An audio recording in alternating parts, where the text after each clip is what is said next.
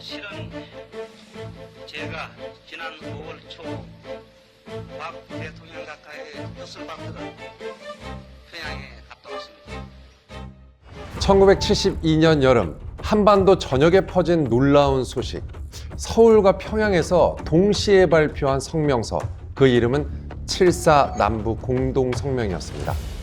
불과 몇 해 전 김신조 청와대 습격 사건까지 있었던 상황에서는 그 누구도 예상할 수 없는 일이었습니다. 한날 한시에 발표되었던 7.4 남북 공동성명이 있기까지 물밑 접촉의 역할을 해주었던 남북 적십자 회담 과정들이 기록으로 남아있는데요. 최근 통일부는 남북회담 기록 문서의 봉인을 풀어서 국민에게 공개했습니다.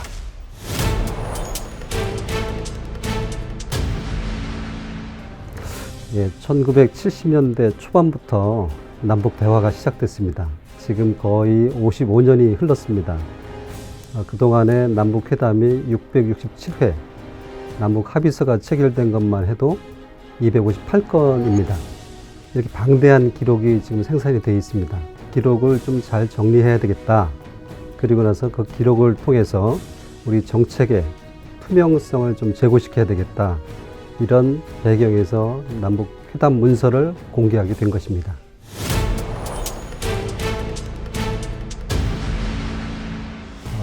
남북 간에 수발됐던 그런 문서들을 다 합치는 것이고요. 남북 대화의 과정에서 생산됐던 합의서 같은 거, 이런 문서들이 다 이 문서 공개의 대상이 되는 겁니다. 그것은 외교 문서 공개하고도 비슷합니다. 30년이 지난 문서를 공개를 하는 것입니다. 그럼 모든 문서를 다 공개하느냐? 그것도 아닙니다. 비공개되는 문서가 또 있어요. 근데 그것은 그 기준이 문서가 공개됐을 때 국가안전 보장과 또는 통일과 외교 분야에 있어서의 중대한 이익을 침해할 경우에는 비공개를 합니다. 물론 정보공개심의회의 심의를 거쳐서 일정한 기간 동안에 공개를 하지 않습니다. 그런데 이것도 3년이 지나면은 다시 심의를 통해서 계속 비공개할 것인가를 결정하게 됩니다. 이런 식으로 남북회담 문서의 공개가 진행이 되고 있습니다. 공개된 사료에는 남북 적십자 본회담, 대표회의, 실무회의 등에 대한 진행 과정을 총망라한 내용이 수록되어 있는데요. 이제까지 베일에 쌓여있던 남북회담의 뒷이야기도 알 수 있게 되었습니다.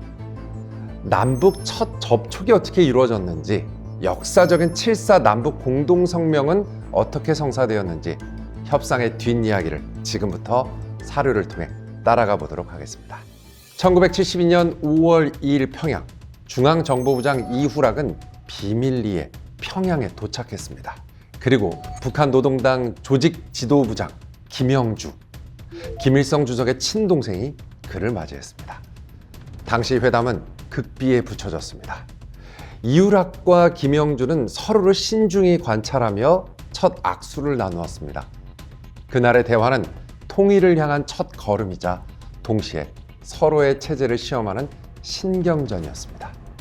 분단 이후 처음으로 열린 남북 고위급 회담은 이렇게 시작해서 저녁까지 약 2시간 동안 진행됩니다.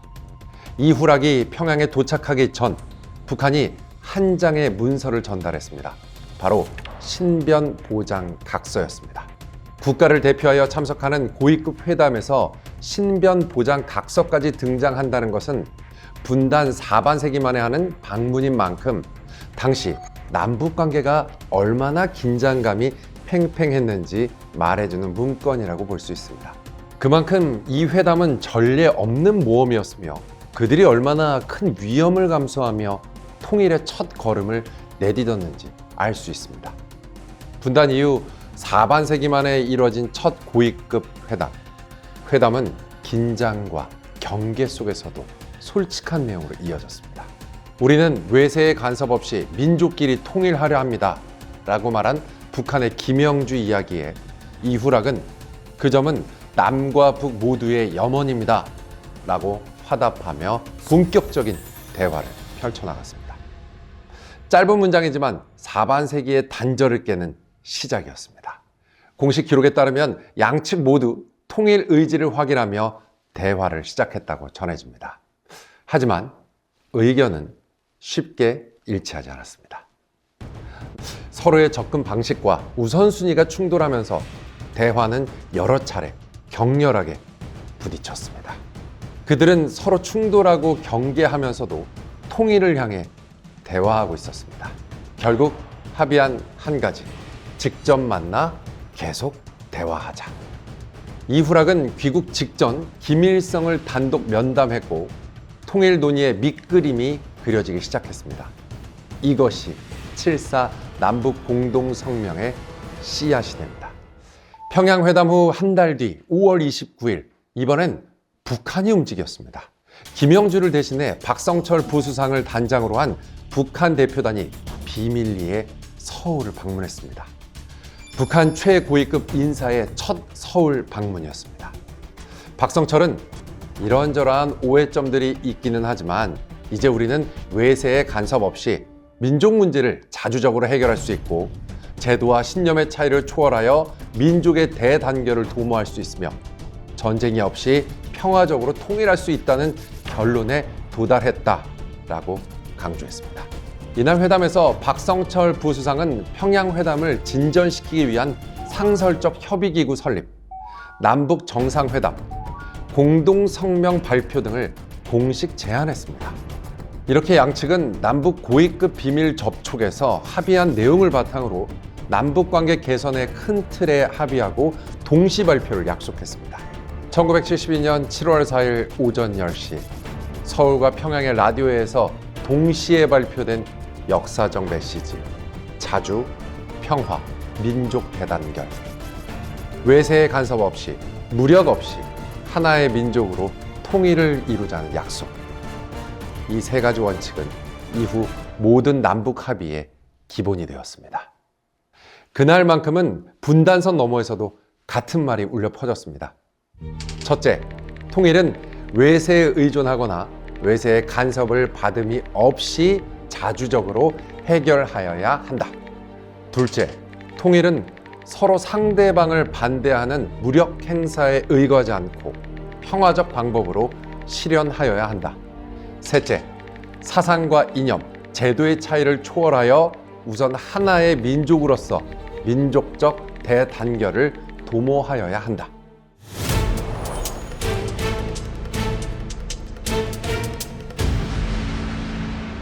간단히 요약하자면 일단 당분간 남북이 공존하자.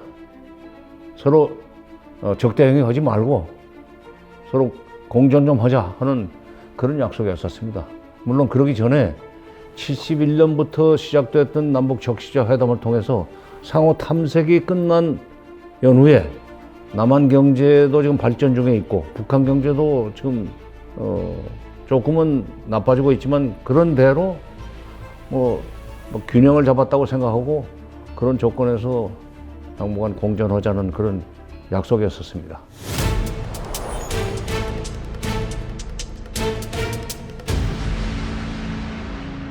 중앙정보부장이 평양 가서 주석궁으로 가가지고 그때는 주석이 아니죠.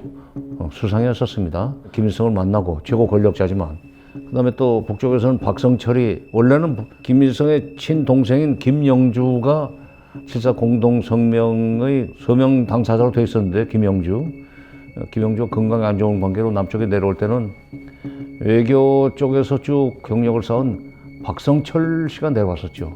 거기서도 박정희 대통령을 만나가지고 서로의 안보를 전하면서 바로 이제 거기서 소위 최고 권력자의 안보를 전하는 형식으로 해가지고 당분간 우리가 서로가 서로를 말하자면 괴롭히지 말자, 공존하자는 약속을 했던 거고 7.4 남북 공동성명을 위해서는 이제 그 전에는 중앙정보부의 회담 운영 과장이 처음에는 단독으로 북행을 했죠.